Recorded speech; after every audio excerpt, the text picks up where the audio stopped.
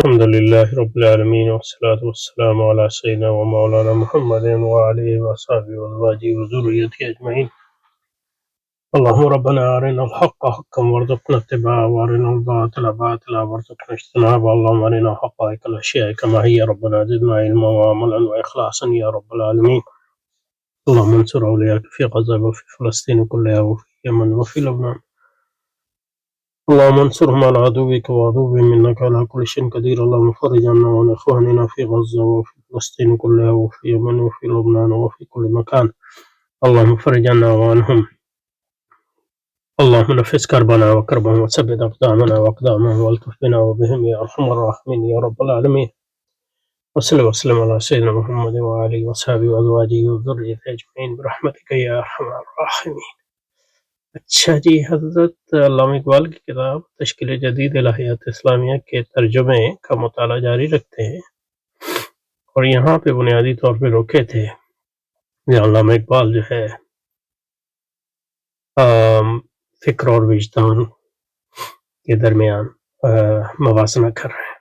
اس کو دوبارہ سے پڑھتے ہیں اور دیکھتے ہیں کہ اگر کوئی اور بات کرنی ہے ورنہ آگے چلتے ہیں انشاءاللہ. پھر اس امر کا بھی کوئی ثبوت نہیں کہ فکر اور وجدان بالطبع ایک دوسرے کی ضد ہیں.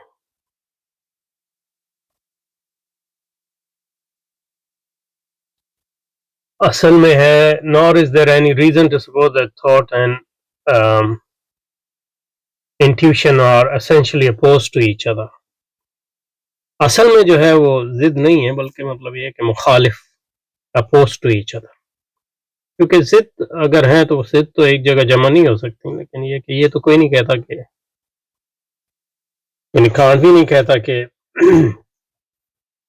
یعنی کانٹ بھی نہیں کہتا کہ یہ ایک دوسرے کے ضد ہیں حقیقی معنی میں، یعنی منطقی معنی میں. تو ایک دوسرے کی یعنی اپوز، مخالف، ضد بھی کہہ سکتے ہیں، لیکن یہ کہ منطقی معنی میں نہیں. دونوں کا سرچشمہ ایک ہے. وہ کون سا سرچشمہ ہے؟ اور ایک دوسرے کی تکمیل کا سبب بنتے ہیں. تکمیل تو ظاہر ہے، وہ تو کانٹ بھی مانتا ہے ایک دوسرے کی تکمیل کا سبب بنتے ہیں، لیکن دونوں کا ایک سرچشمہ کیسے ہے؟ یعنی ایک تو آپ کہہ سکتے ہیں کہ فکر اور وجدان، یعنی انٹیوشن کے بارے. انٹیوشن وہ چیز ہے جس کے ذریعے آپ چیزوں کو بلا واسطہ دیکھ سکتے ہیں. اس حد تک یہ ممکن ہے. اس کی فکر جو ہے بالواسطہ، یہ یعنی کانٹ اور دوسرے لوگوں کا یہ خیال ہے.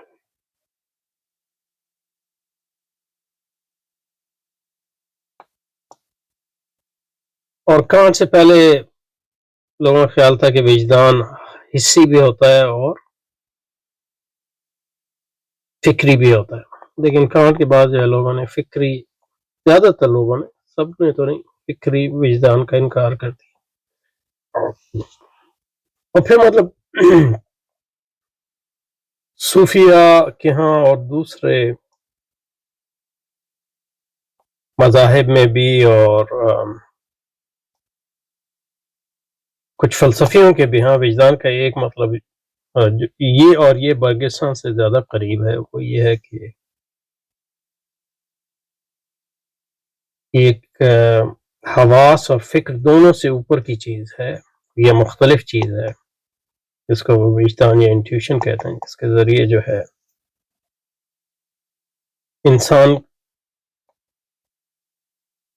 اپنے معروض سے ایک انٹیمیٹ یا دوستانہ تعلق قائم کر لیتا ہے. اس لیے مطلب یہ کہ آپ دیکھیں کہ برگساں کہتا ہے کہ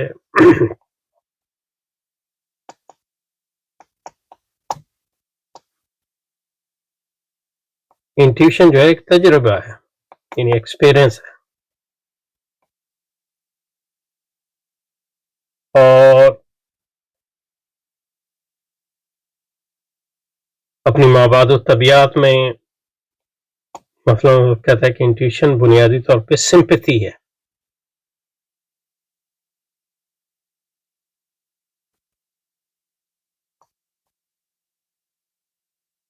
اور سمپتھی کا اردو ترجمہ کیا کریں گے؟ عربی زبان میں ایک اس کا ترجمہ تعاطف ہے.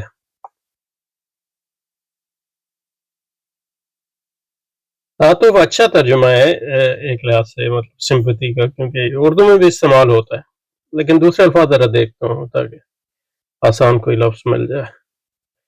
فارسی میں مثلا اس کا ترجمہ ہے ہمدردی، جو اردو سے ہمدردی ایک اچھا لفظ ہے، ہمدردی اور دل سوزی. یہ گوگل نے کیا فارسی ترجمہ، دل سوزی. ہمدردی اور تعاطف ایک ہی چیز ہے تقریباً. اردو میں بھی ہمدردی ہی لکھا ہے، تو ہمدردی اور تعاطف اور دل سوزی. تو اور ہمارے صوفیہ کے ہاں جو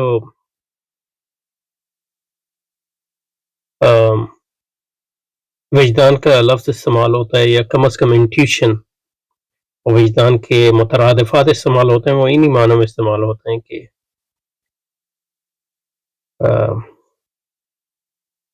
یہ ایک ایسا تجربہ ہے جس کی بنیاد محبت ہے اور وارفتگی ہے. جب آپ اپنے آپ سے وارفتہ ہو جاتے ہیں اور جس چیز کو آپ جاننا چاہ رہے ہیں اس کی ساتھ محبت کا علاقہ قائم کر لیتے ہیں، تو وہ اس کی حقیقت آپ پر عیاں ہوتی ہے، وہ اپنے آپ کو واہ کرتا ہے. تو اس قسم کی وہ کہ برکساں صوفی نہیں ہے، لیکن اس کو سمجھ سکتے ہیں کہ مطلب یہ ہے کہ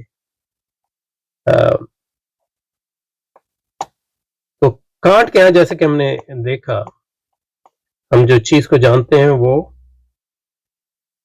انٹیوشن، لیکن وجدان سے اس کی مراد جو ہے حواس ہے، حواس خمس. وجدان اور فکر کے ملاپ سے ہم چیز کو جانتے ہیں، اشیاء کو جانتے ہیں. نہ وجدان اپنے آپ کے بلبوتے پہ جان سکتا ہے چیز کو، نہ فکر اپنے آپ کو جان سکتی.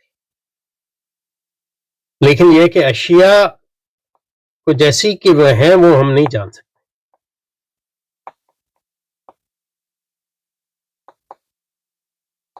کیونکہ وجدان کے ذریعے، حواس کے ذریعے اشیاء ہم پر عیاں ہوتی ہیں، لیکن کیونکہ ہماری فکر بیچ میں آ گئی ہے تو ہم کبھی یہ نہیں یہ پچھلی بات کبھی یہ نہیں جان سکتے کہ ہم چیزوں کو حقیقت میں جانیں گے یا نہیں جانیں. اس کے برعکس ہیگل کا خیال ہے، اور ہیگل مانتا ہے کہ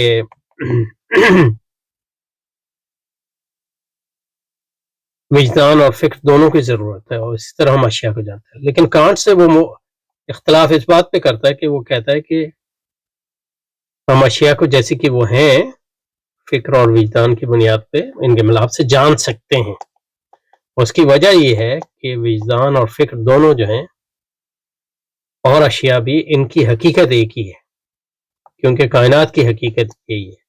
اور وجود یعنی بینگ اور فکر کوئی دو ہی اس لیے نہیں ہے کہ ان کی حقیقت ایک. اس لحاظ سے یہ کانٹ سے مختلف ہے.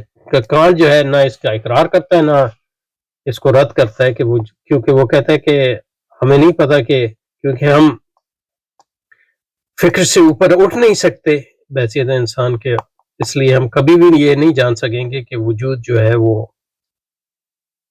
فکر سے الگ کوئی چیز ہے، یا فکر سے، کیونکہ ہم جو دیکھتے ہیں کہ فکر کا ایسنس جو ہے وہ، یعنی ذہن کا ایسنس فکر ہے، اور فکر میں مثلا یہ ہے کہ مادی خصوصیات نہیں ہیں. تو اس لحاظ سے ہمیں دو ہی، جیسے کہ ہم دیکھتے ہیں دنیا میں ہمیں دو ہی نظر آتی ہے، تو ہم اس سے اوپر کیسے. لیکن ہیگل کہتا ہے کہ فلسفے کے ذریعے اور مذہب کے ذریعے، فلسفے کے ذریعے ہم یہ جان سکتے ہیں کہ وجود اور فکر ایک ہی چیز ہے، اور کائنات جو ہے وہ مادہ بھی ہے اور فکر بھی ہے، اور ان معنوں میں مطلب یہ ہے کہ تصور بھی ہے اور وجدان بھی ہے۔ اس لحاظ سے مطلب یہ ہے کہ خیال بھی ہے اور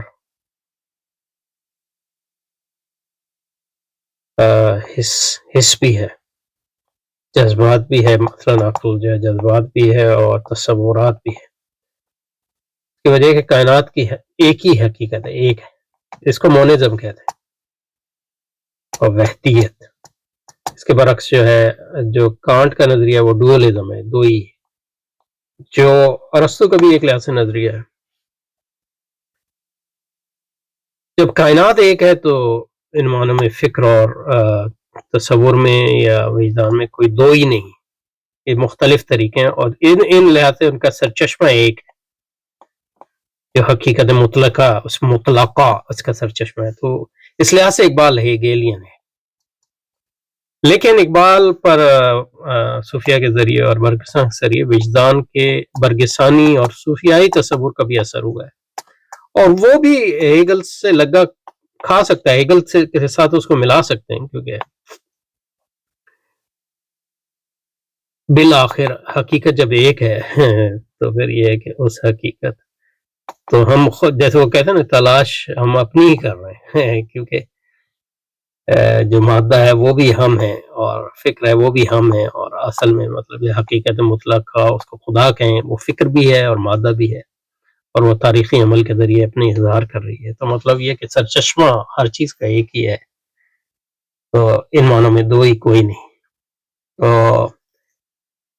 اس میں یعنی مطلب پینتھیزم یا وحدت الوجود جو ہے وہ، حالانکہ مطلب یہ ہے کہ بعد میں علامہ اقبال نے وحدت الوجود کی مخالفت بھی کی اپنی شاعری میں، لیکن یہاں جو ہے ہیگل کے ذرا زیر اثر جو ہے، اور ہیگل کا ایک استاد اسپینوزا تھا جو یہودی فلسفی تھا، ولندیزی یہودی فلسفی تھا، وہ مطلب یہ کہ مونس تھا، وہ مطلب وہ کہتا تھا کہ کائنات اور خدا ایک ہی چیز ہے۔ تو اس لحاظ سے مطلب یہ ہے کہ اور ہمارے صوفیہ ابن عربی وغیرہ نے بھی اس قسم کے خیالات کا اظہار کیا ہے۔ یہ ایک پچھلی بار بھی اس میں بات ہوئی تھی، لیکن یہ کہ کچھ اور وضاحت کر دی اس کی، یہاں پیچھے چلتے ہیں، دوبارہ چلتے ہیں کتاب کی طرف۔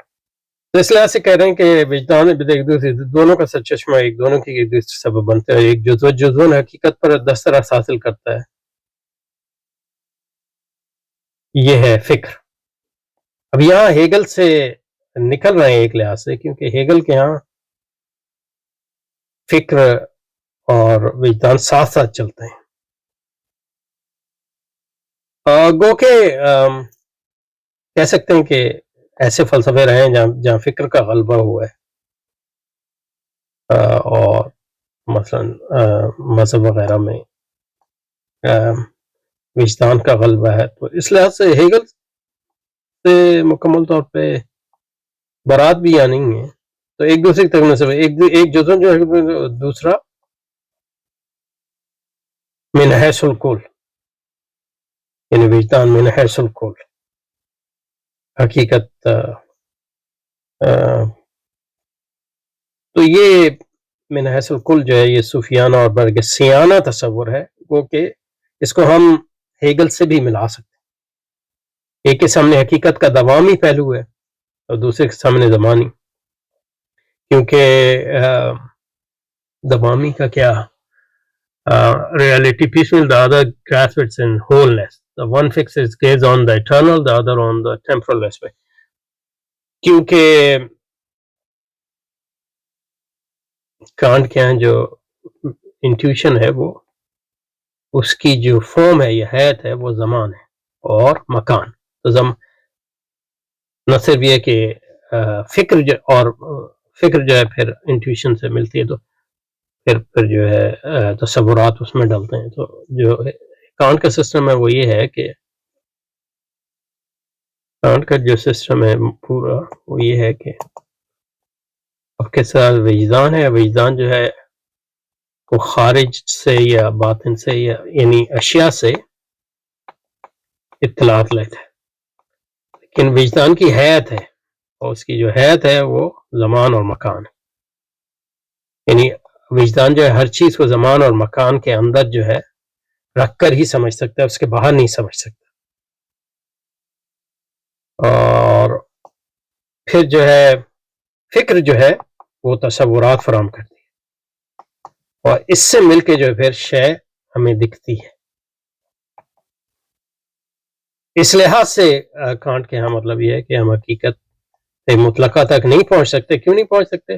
اس لیے کہ بہت سی چیزیں اس میں ہم ڈال رہے ہیں، زمان بھی ہماری طرف سے آیا، مکان بھی ہماری طرف سے آیا، تو ہمیں پتہ نہیں ہے کہ حقیقت زمانی ہے یا مکانی ہے اپنے فی الواقع، اور تصورات ہماری طرف سے آئے. تو یہ تین چیزیں جو ہے اس بات کو ممکن بناتے ہیں.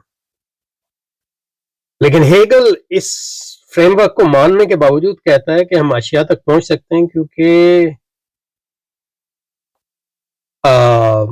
بالآخر شے اور فکر ایک ہی چیز ہے، یعنی ایک ہی، یعنی وہ حقیقت مطلقہ کے دو رخ ہیں. حقیقت مطلقہ اگر فکر ہے تو وہ فکر جب اپنا اظہار کرتی ہے تو مادی اظہار کرتی ہے، نامی اظہار کرتی ہے، جماداتی اظہار کرتی ہے، اور انسان اس کی ایک ترقی یافتہ شکل ہے. تو ساری حقیقت کا اصل ایک ہے، جس کو وہ گائس کہتا ہے، وہ تاریخی طور پہ اپنا اظہار کر رہا ہے. لیکن ہیگل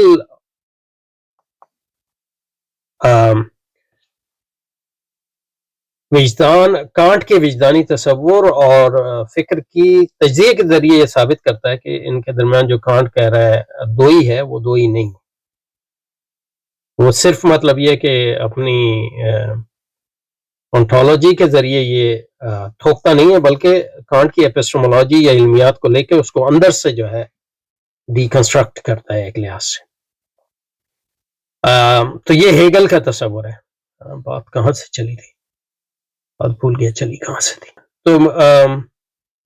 تو اس لحاظ سے مطلب یہ ہے کہ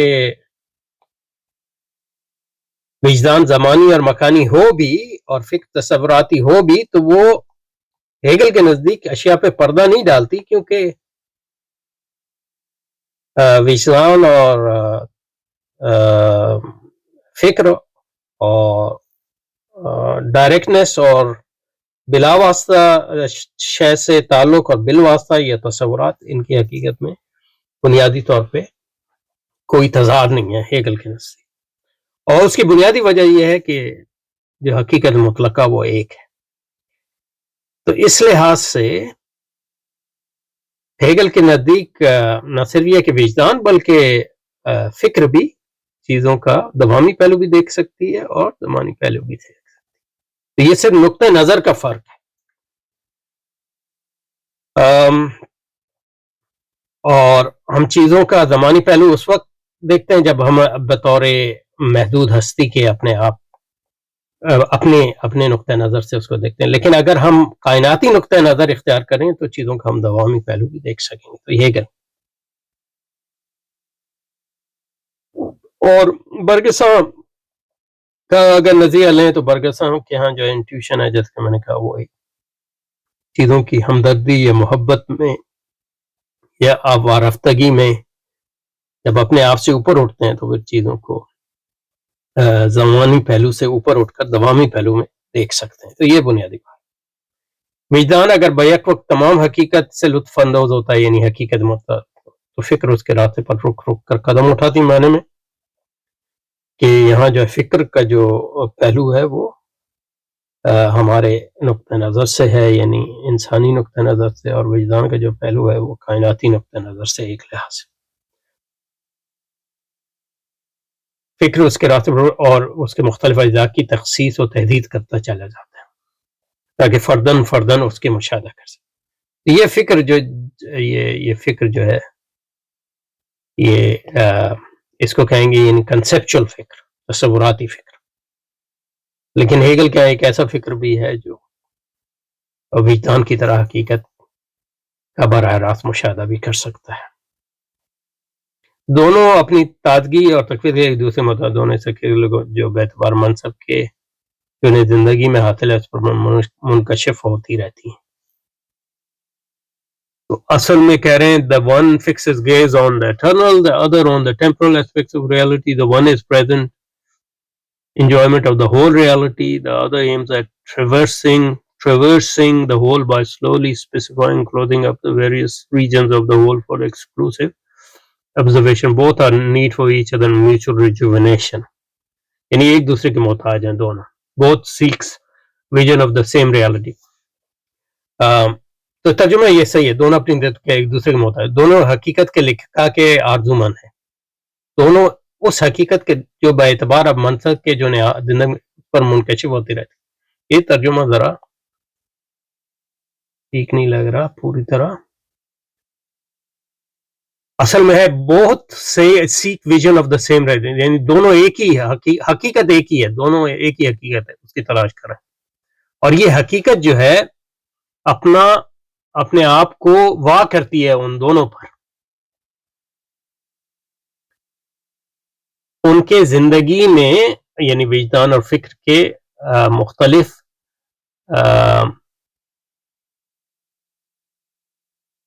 فنکشنز کے اعتبار سے.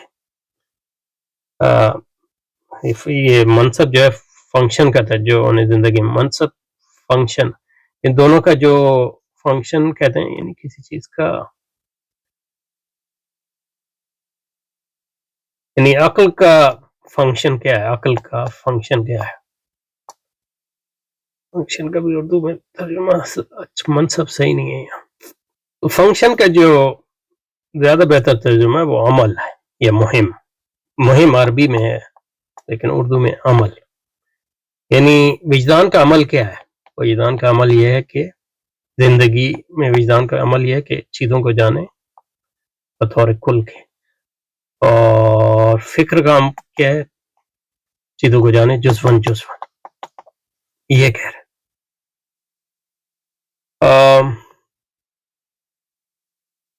اس پر دراصل وجدان جیسا کہ پرسنالٹی کا فکر کی ایک ترقی یافتہ شکل ہے.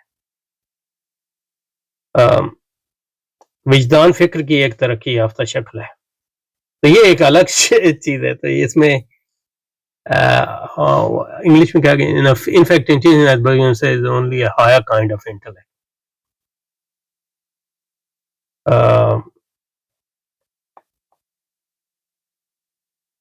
اس کی ترقی یافتہ شکل ہے. تو یہ دو الگ دعوے ہیں ایکچولی. اس میں کچھ شاعرانہ ہو گئے, کیونکہ یا آپ کہیں کہ دونوں ایک دوسرے کے محتاج ہیں,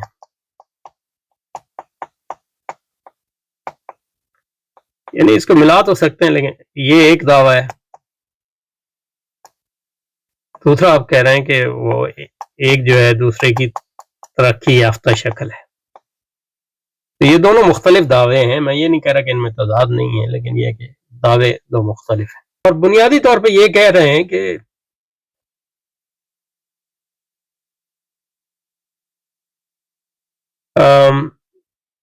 تو اگر ترقی یافتہ شکل ہے تھاٹ ہے, تو اس سے ہم یہ بھی نتیجہ نکال سکتے ہیں کہ وجدان جو ہے, فکر جو ہے,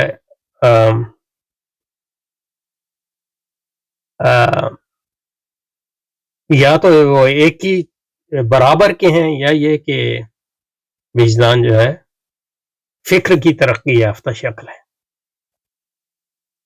فکر جو ہے کیونکہ اگر وہ دونوں ایک دوسرے کے محتاج ہیں تو ایک لحاظ سے برابر ہیں, اور اگر فکر جو ہے وجدان جو ہے فکر کی ترقی یافتہ شکل ہے, اس کا مطلب ہے فکر جو ہے وہ وجدان پر مبنی نہیں ہے, یعنی مبنی ان معنی میں نہیں کہ اس کا محتاج نہیں ہے. تو جب ایک ترقی یافتہ شکل ہو گئی تو وہ پھر اس کی محتاج کیسے رہے گی. تو یہ ایک تھوڑا سا تضاد ہے, لیکن دیکھتے ہیں آگے.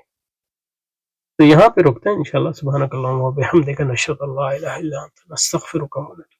صلی اللہ علیہ وسلم علی سیدنا محمد و آلہ و صحبہ و ازواجہ و ذریتہ اجمعین برحمتک یا